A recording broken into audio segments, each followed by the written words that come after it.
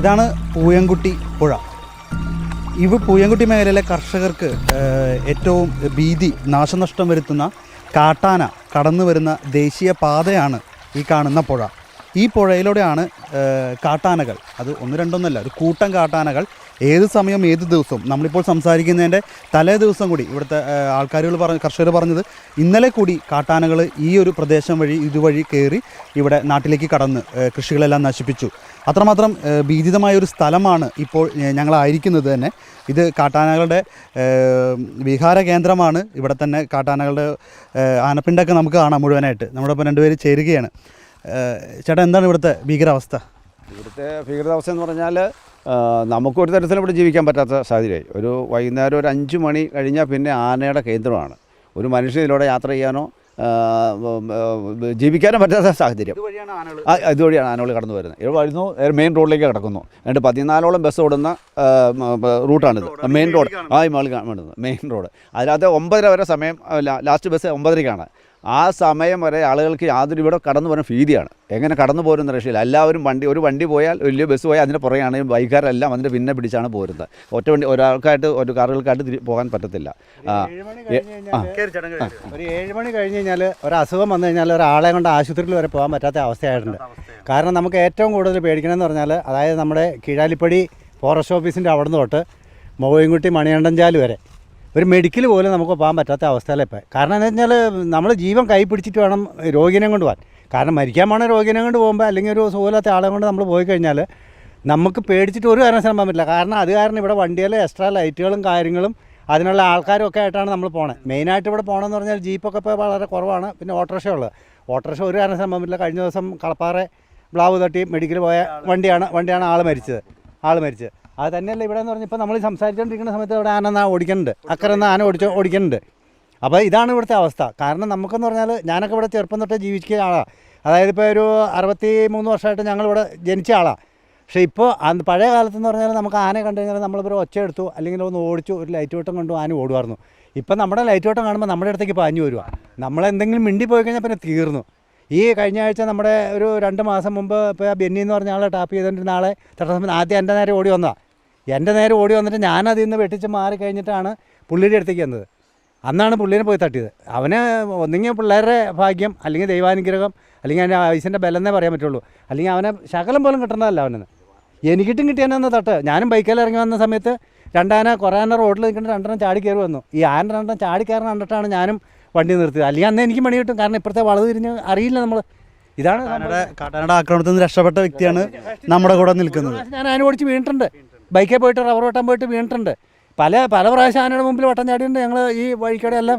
കാരണം ഞങ്ങൾ രാത്രി 2 മണിക്ക് 3 മണിക്ക് ഈ വേനൽക്കാലമായി കഴിയുമ്പോൾ ചൂട് കൂടുതലായത് കൊണ്ട് ഒന്ന് പാല് കുറവ്, രണ്ടാമത് നമ്മൾ ഈ തീ പോലെയുള്ള ചൂടിൻ്റെ അകത്ത് നേരത്തെ പണി തീർക്കാൻ വേണ്ടിയിട്ട് ഇലയൊക്കെ പൊഴിഞ്ഞിരിക്കുന്ന സമയത്ത് ചൂട് കൂടണം കൊണ്ട് നേരത്തെ പണി തീർക്കാൻ വേണ്ടിയിട്ട് രാത്രി പോയി വെട്ടും. പക്ഷെ നമുക്ക് പലപ്പോഴും പോകാൻ പറ്റില്ല. പിന്നെ ഒരു ദൈവാനുഗ്രഹം നമ്മുടെ ഒരു ഇതൊക്കെ വെച്ചിട്ട് കാടിനുള്ളൊരു പരിചയമൊക്കെ വെച്ചിട്ട്. പക്ഷേ ആ അവസ്ഥയൊന്നും ഇന്ന് പാടില്ല. ഇന്നെന്ന് പറഞ്ഞാൽ നമുക്ക് ഇപ്പോൾ ശരിക്കും പറഞ്ഞാൽ ഒരു പിള്ളേരെ സ്കൂളിൽ വിടാൻ പറ്റില്ല. ഇന്ന് നമ്മുടെ കൂട്ടുകാരൻ പോയിട്ട് പള്ളി പോകാൻ വന്നിട്ട് പുള്ളി ആന ഓടിച്ചു നടന്നു കഴിഞ്ഞിട്ട് അതിന് മുമ്പിൽ പെട്ട കാരണം പുള്ളിക്ക് പള്ളി പോകാൻ പറ്റില്ല. നമ്മളിപ്പോൾ നിൽക്കുന്നത് പ്രേക്ഷകരോട് അറിയാൻ വേണ്ടി, ഇത് കാട്ടിലൊന്നല്ല ഞങ്ങൾ നിൽക്കുന്നത്. ഞങ്ങൾ നിൽക്കുന്ന നാട്ടിലാണ്. ഇതിൻ്റെ മേളിൽ തൊട്ട് ഈ കാണുന്നതാണ് ഇവിടുത്തെ മെയിൻ റോഡാണ് ഈ പോകുന്നത്. അതും പണ്ടത്തെ മൂന്നാർ മെയിൻ റോഡായിരുന്നു, ദേശീയമായിരുന്നു. പക്ഷെ അതിപ്പോൾ അടച്ചിട്ടിരിക്കുകയാണ്. ആ റോട്ടിൽ ഞങ്ങൾ ഇവിടെ നിന്ന് സംസാരിക്കുമ്പോഴും പേടിയോടെ തന്നെയാണ് ഞങ്ങൾ നിൽക്കുന്നത്. നല്ലൊരു പുഴയാണ്. പക്ഷേ ഇവിടെ നിൽക്കുമ്പോഴും ഏത് സമയം കാട്ടാനകൾ കടന്നു വരാം എന്ന പേടിച്ച് നോക്കി തന്നെയാണ് ഞങ്ങളിവിടെ നിൽക്കുന്നത്. ഒരു കാര്യം കൂടി ചോദിച്ചോട്ടെ, നമുക്ക് എന്തായാലും ഇതിലൂടെയാണ് ആന കടന്ന് നാട്ടിലേക്ക്, കൃഷിയിടത്തിലേക്ക്. എന്തായാലും ആ വഴി തന്നെ നമുക്കൊന്ന് പോയി നോക്കാം. ഈ ചവിട്ടി മെതച്ചിട്ടേക്കുന്നത് ഏകദേശം ഒരു ട്രാക്ടറൊക്കെ ഇട്ട പോലെ ഫീൽ ചെയ്യുന്നുണ്ട്. ഉഴുതിട്ട പോലെയാണ് കാണുന്നത്. ഇതിലൂടെ ആന സ്ഥിരം കിടന്ന വഴിയാണ്. അതാണ് ഇത് ഇതുപോലെ ഇങ്ങനെ കിടക്കുന്നത്. ആനപ്പിണ്ട അതുകൊണ്ട് സമൃദ്ധമായ ആനപ്പിണ്ടം കിടക്കുന്നു. ആനപ്പിണ്ട പിന്നെ അവരെല്ലാം ഞങ്ങൾക്കൊരു വാട്സാപ്പ് ഗ്രൂപ്പുണ്ട്. ഈ ആന എവിടെയെങ്കിലും ഇറങ്ങിക്കഴിഞ്ഞാൽ അപ്പോൾ തന്നെ അറിയിക്കാൻ വേണ്ടിയിട്ട് വാട്സാപ്പ് ഗ്രൂപ്പിൽ അപ്പോൾ തന്നെ സന്ദേശം വരും. പക്ഷേ അവരെ അറിയിക്കുമ്പോൾ അവർ പറയുന്നത് വണ്ടിയില്ല, അല്ല സ്റ്റാഫില്ല, ഞങ്ങൾ എന്ത് ചെയ്യാനാണെന്ന് പറയുന്നത്.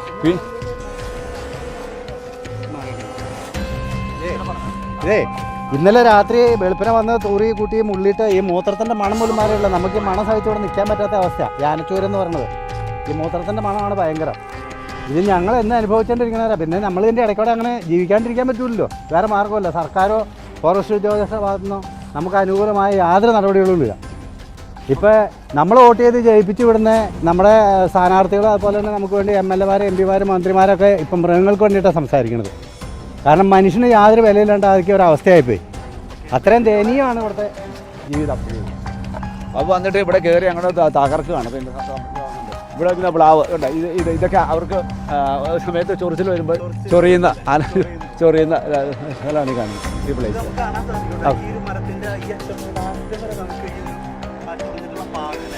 പാട് ഇതുണ്ട്, ഈ കുട്ടിയുണ്ടോ, ഇതുണ്ട് ഈ പന, ഇത് ആനമറിച്ചതിൻ്റെ ബാക്കി അശുഷമായി കാണുന്നു. കുത്തിയിട്ടിരിക്കുന്ന സ്ഥലമാണ് ഈ കാണുന്നത്. ആനക്കാട്ട് സ്വപ്നം കാണണ്ട. ആന വന്ന് ഭീതിപ്പെടുത്തുന്ന സ്വപ്നമാണ്. ആന ഉറങ്ങാൻ പറ്റും. 6 മാസമായി ഉറങ്ങിയിട്ട്. അതുപോലെ ഇവിടുത്തെ ഞാൻ മാത്രമല്ല എല്ലാ ഇവിടെയുള്ള എല്ലാ ജനങ്ങളും ആനപ്പാലത്തെ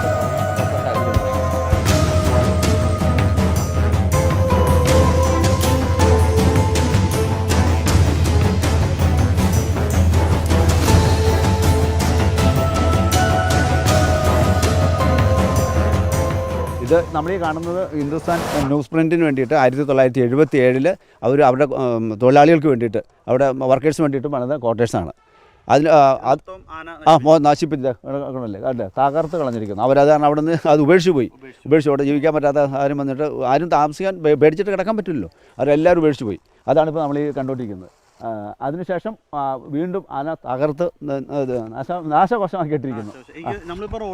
അത് റോഡ് തൊട്ട് ഇതാ മെയിൻ റോഡ്. 14ഓളം ബസ് ഓടുന്ന പഴയ ആലുവ പോകുന്ന റോഡാൻ്റെ കാണുന്നത്. ഓരത്ത് നിന്നാണ് നമ്മൾ സംസാരിക്കുന്നത്. അത് തൊട്ട് താഴെപ്പുഴ.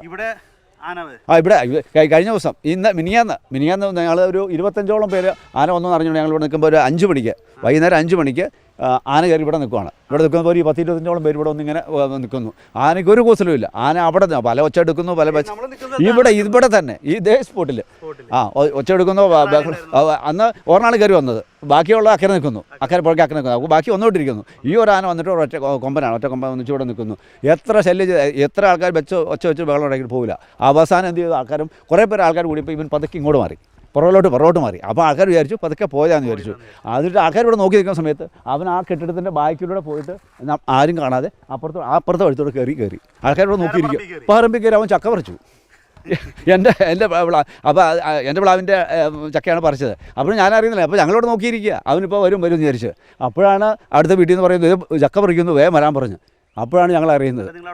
പിന്നെ അവിടെ ഓടിച്ചു. പിന്നെ ഞങ്ങളെല്ലാം കൂടി അവിടെ ചെന്നു. ആനകൾക്ക് പേടി മാറിയത് എന്താ? പേടി മാറിയെന്ന് വെച്ചാൽ ഇപ്പോൾ പണ്ടെന്ന് പറഞ്ഞാൽ ആൾക്കാർക്ക് വേദന കൊടുക്കുന്ന ഇതിലൊക്കെ നായാട്ടും ഒക്കെ ഉണ്ടായിരുന്നല്ലോ. ഇപ്പോൾ അതെല്ലാം ബാൻ ചെയ്തില്ലേ. അപ്പോൾ അത് കാരണം അവർക്ക് ഒരു വേദന കിട്ടുന്നില്ല. അത് കാരണം ആരും പേടിക്കേണ്ട കാര്യമില്ല. അപ്പോൾ ഇവിടുത്തെ സർക്കാരും വനവകുപ്പ് ആനകൾക്കൊപ്പം അവർക്ക് മനസ്സിലായി കാണും.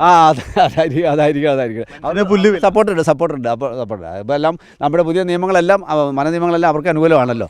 അപ്പോൾ ജനങ്ങൾക്ക് ഇവിടെ വിലയില്ല, പുല്ല് വില. അപ്പോൾ പിന്നെ എന്ത് ചെയ്യാനാണ്? അപ്പോൾ അതാണ് സാഹചര്യം. സർക്കാരിനും ആനകൾക്ക് കാണുന്നുണ്ട് മനുഷ്യരുടെ പുല്ല് വില. അത് സത്യം പറഞ്ഞത് വളരെ സത്യമാണ്. അതെ. തീർച്ചയായിട്ടും ആന കഴിഞ്ഞ ദിവസം വന്ന് നിന്ന സ്ഥലത്താണ് നിൽക്കുന്നത്. ഈ മെയിൻ റോഡിന് സൈഡിൽ ഞങ്ങൾ നിൽക്കുന്നത്. ഇവർ നമ്മളോട് സംസാരിച്ചതും ഇവരുടെ പേടിയാണ്. ചേട്ടൻ നേരത്തെ പറയേണ്ടത് രാത്രി ഉറങ്ങാൻ പറ്റുന്നില്ല. രാത്രി കിടന്ന് ഉറങ്ങുമ്പോൾ പേടിയാണ്.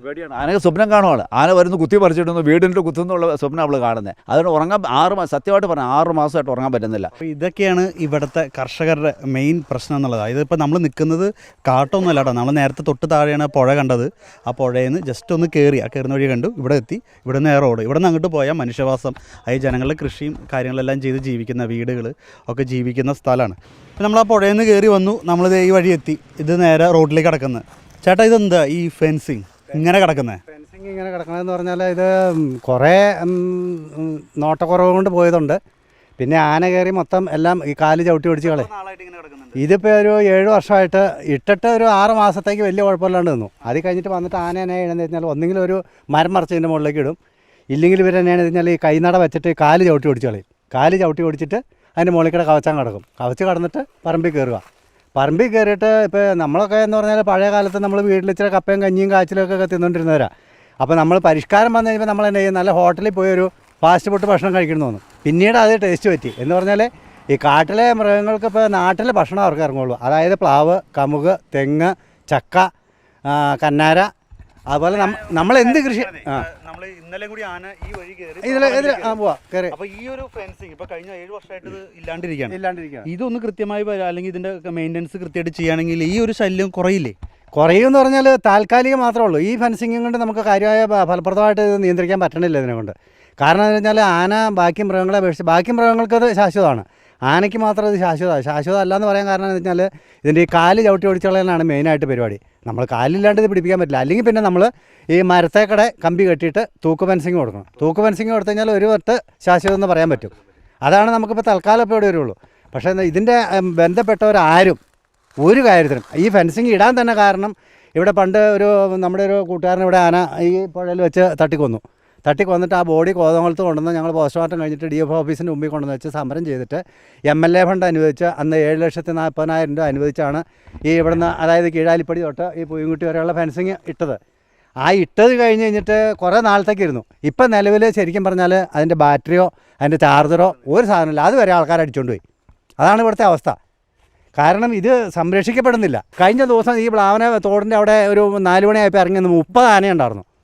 ഇവർ പറഞ്ഞു നമ്മുടെ സർക്കാരും ഇവിടുത്തെ ഫോറസ്റ്റുകാരും പറഞ്ഞു ഇവിടെ ആന പെരുകിയിട്ടില്ല എന്ന് പറഞ്ഞു, എല്ലാം ചത്തുകെട്ട് പോയെന്നാണ് പറഞ്ഞത്. പക്ഷേ ഞങ്ങളാരും കാണുന്നില്ല ചത്തുകെട്ട് പോണത്. ഈ നാട്ടിൽ താമസിക്കുന്നത് ഞങ്ങൾ കാണുന്നില്ല, പക്ഷെ ഇവർ കാണുക. തിരുവനന്തപുരത്തിരിക്കുന്ന മന്ത്രി കാണുവാണ് ഇവിടെ ആന ചത്തുപോയത്, പക്ഷേ ഞങ്ങൾ ഈ നാട്ടിൽ ആരും കാണുന്നില്ല. അപ്പോൾ ഇത് എതിരെ പോകണമെന്ന് ഞങ്ങൾക്ക് അറിയാൻ പാടില്ല. സർക്കാർ ഇട്ട ഫെൻസിങ്ങിൻ്റെ അവസ്ഥയാണ് ഈ കാണുന്നത്. 7 വർഷം മുമ്പ് ഇട്ട ഫെൻസിങ്ങാണ് ഇങ്ങനെ കാണുന്നത്. നേരത്തെ പറഞ്ഞ പോലെ വന്യമൃഗങ്ങൾക്ക് സുഖമായി കയറാനുള്ള ഒരു സൗകര്യം സർക്കാർ ഇട്ട് കൊടുത്തിരിക്കുന്നു. ഇനി കർഷകന് അവൻ്റെ പറമ്പിൽ സംരക്ഷിക്കണമെങ്കിൽ അവൻ സ്വയം പൈസ മുടക്കി ലക്ഷങ്ങൾ മുടക്കി ഫെൻസിങ് ഇടണം. അതിന് ത്രാണിയുള്ളവൻ അങ്ങനെ ചെയ്യും, അല്ലാത്തവൻ്റെ ജീവിതത്തിൻ്റെ കാര്യം നമുക്കറിയാൻ പറ്റില്ല. ഈ തൊട്ട് താഴെ പുഴയിൽ നിന്ന് ആന കയറി വന്ന വഴി കൂടി തന്നെയാണ് നമ്മൾ കയറി വന്നത്. അത് നമ്മൾ നേരെ ഈ ടാറിട്ട നല്ല അടിപൊളി റോഡിലേക്ക് കയറി ആ റോട്ടിൽ നിന്ന് നേരെ സാധാരണ കർഷകൻ്റെ പറമ്പിലേക്ക് കയറുന്ന വഴിയാണ് നിങ്ങൾ കാണുന്നത്. 2 സൈഡും ആന ഇങ്ങനെ അത്യാവശ്യം അവർക്ക് കൃത്യമായി വളരെ സുഖമായി കയറി പോകാനുള്ള രീതിയിൽ ഇടിച്ചിട്ടുണ്ട്. എന്തായാലും ഈ ഒരു പറമ്പിൽ ടാപ്പിംഗ് അല്ലേ ചെയ്യുന്ന ചേട്ടൻ ഞങ്ങളോടൊപ്പം ചേരുകയാണ്. ചേട്ടാ, ഇതിപ്പോൾ ആന സ്ഥിരം കയറുന്ന വഴിയല്ലേ? ചേട്ടന് പേടിയൊന്നുമില്ലേ? പേടിയില്ല. പേടി ഉണ്ടോ എന്ന് വെച്ചാൽ പേടിയുണ്ട്. നമ്മൾ പോലും ആന ഉണ്ടെന്നുള്ളൊരു പ്രതീക്ഷയിൽ തന്നെയാണല്ലോ നമ്മൾ തന്നെ. കാരണം ഏത് നിമിഷം ആന ഉണ്ടാവും ഇവിടെ.